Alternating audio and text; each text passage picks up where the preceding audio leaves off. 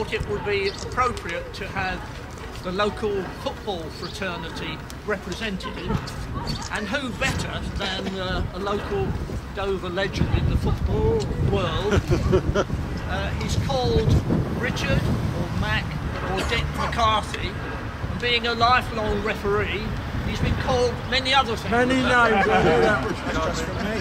So I'll ask Dick to say a few words for Dick. Thank you. Right, thank you for coming, everybody. A little bit of nerves, obviously, and I got my red cards if anybody steps out of line. In any case, Derek, it gives me the greatest pleasure to have been selected by the Dover Society to unveil this plaque in Camden Present. I can't get up there, Derek.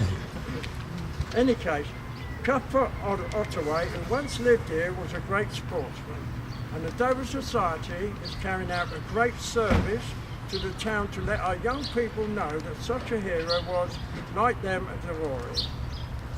I have devoted much of my life to the great game of football and now spend much of my time refereeing matches, especially those played by young people. Well, I'm doing a cup final at Dill this afternoon, but there you are. There is so much more I could say about Ottoway, his sporting prowess and the game of football, which he and many of us today love. It is such a pity that Cuthbert should have died so young. Thank you, Mr. Chairman and members of the Dover Society, for making a Devorian so happy. Thank you. Brian from Dover Tales is going to tell us all about the life of Cuthbert Ottoway. He was born on the 19th of July, 1850, at 5 Hammond Place, a stone's throw from St James's Parish Church. He was the son of a surgeon and the mayor of Dover, James Cuthbert Ottoway, see what they did there, and his wife Jane, whose maiden name was Bridge. Cuthbert was a King's Scholar at Eton and established himself as a sportsman at the college, playing the field game, and he also won the public schools rackets championships in 1868 and 1869, aged 17 and 18. But his main sport of the day was cricket.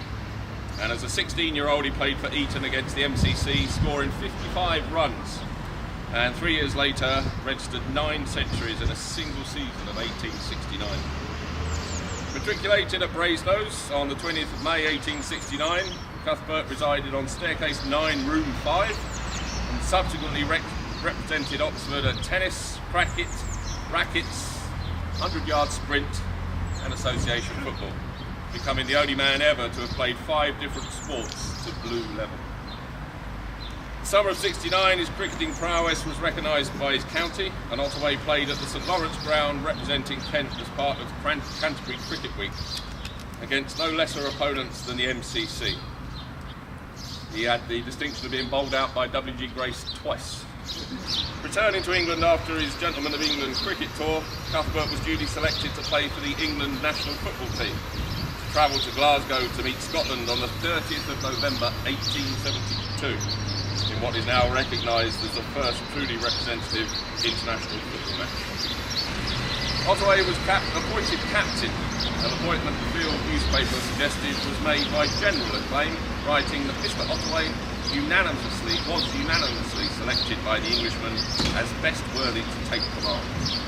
Whatever the circumstances, history records that Cuthbert Ottoway became the first player to captain England in the very first international match. Also in 1873, Cuthbert captained Oxford University in the first ever vast football match against Cambridge. The match reported to have been quite a spectacle, as Cambridge elected to stand all 11 players on their own goal line for almost the entire game.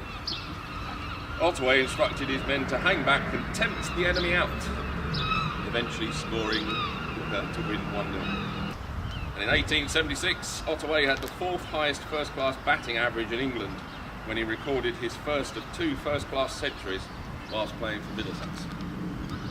August 76 saw Ottoway once more playing cricket in Canada, this time as captain of a team representing Hamilton, and he led them to an innings victory against their old foe, Montreal.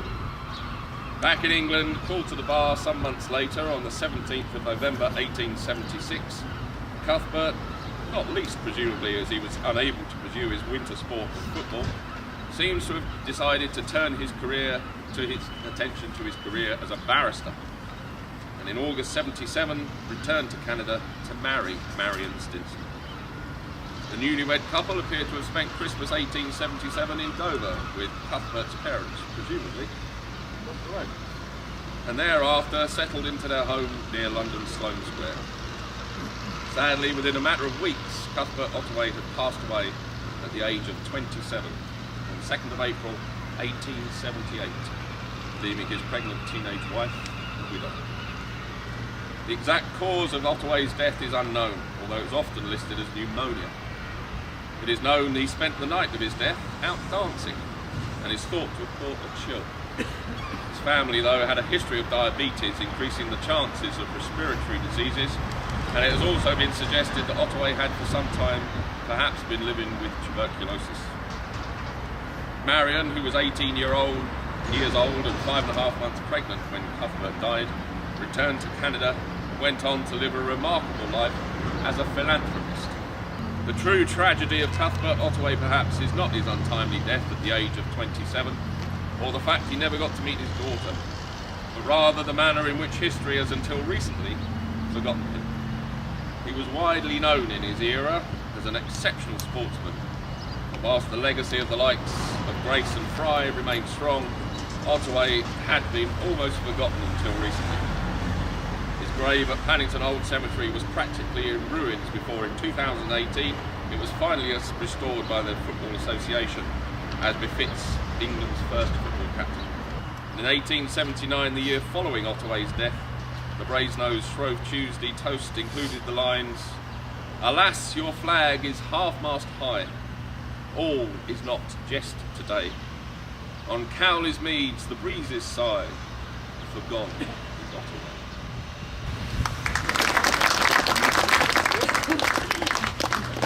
Thank you, Barry. Well, a couple of thank yous needed. Barry, but also to Mr. and Mrs. Bigwig, who actually own the property and have cooperated and have kindly donated the cost of the plaque. And you're here today. Thank you very much indeed for that. And also to John Hill.